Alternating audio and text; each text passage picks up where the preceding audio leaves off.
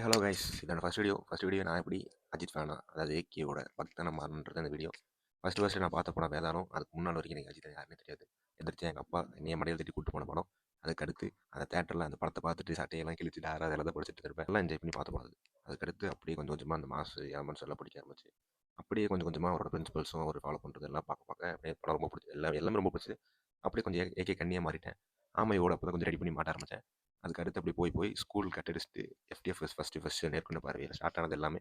அப்படி ஸ்கூல்லேயே கட் அடிச்சுட்டு போயிட்டு பார்த்து இது பண்ணிட்டு நல்லா ஜாலியாக போயிட்டு இருந்துச்சு. அதுக்கடுத்து நிறைய கமிட்மெண்ட்ஸ்குள்ள மாட்டினதுக்கப்புறம் உங்கள் குடும்பத்தை பாருங்க, அதுக்கப்புறம் வந்து டைம் வந்து படத்தை பாருங்கன்னு சொன்னது ஃபாலோ பண்ண ஆரம்பிச்சேன். அப்படியே நிறைய போயிட்டு இருந்துச்சு. அப்போ 2025 ரொம்ப லோவஸ்ட் ஃபேஸில் இருந்தேன். அந்த டைமில் அந்த படம் தான் விடாமுயற்சி. எனக்கு ரொம்ப ஹெல்ப் பண்ண படம்.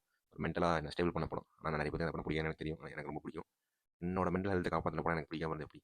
நான் இப்படி லோவஸ்ட் ஃபேஸில் வந்து எனக்கு நார்மல் பண்ணவனை தூக்கி விடுறது அந்த படம் தான் குட் பேட் அக்லி.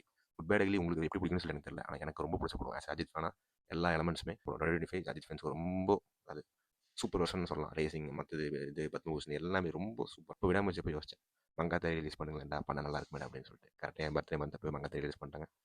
23 ரிலீஸ் ஆச்சு. நான் போல, ஏன்னா எனக்கு குட் பேட் செலிபிரேட் பண்ணி டீமோட செலிபிரேட் பண்ண சொல்லிட்டாங்க. அவங்க 26 செலிபிரேஷன் வச்சிருக்காங்க. எல்லா ஊருமே செலிபிரேட் பண்ணி முடிச்சதுக்கு தான் அவங்க ஸ்டார்ட் பண்ணுறாங்க. 3 நாளுக்கு அப்புறம் வைப் இருக்குன்னு சொல்லி செக் பண்ணி பார்க்கலாம். இந்த தப்பு பண்ணிட்டியா, தப்பு கிடையாது. அதுக்கப்புறமும் லைஃப் இருக்குது. அதுக்கப்புறமும் நம்ம வாழ்க்கையை நம்மளுக்கு பிடிச்ச மாதிரி வாழ்றது தப்பு இல்லை. ஆனால் மற்றவங்க தொல்லை பண்ணாமல் வாழணும் அப்படின்னு சொல்லி கற்றுக் கொடுத்து ஒரு பர்சன் தான் ஏகே.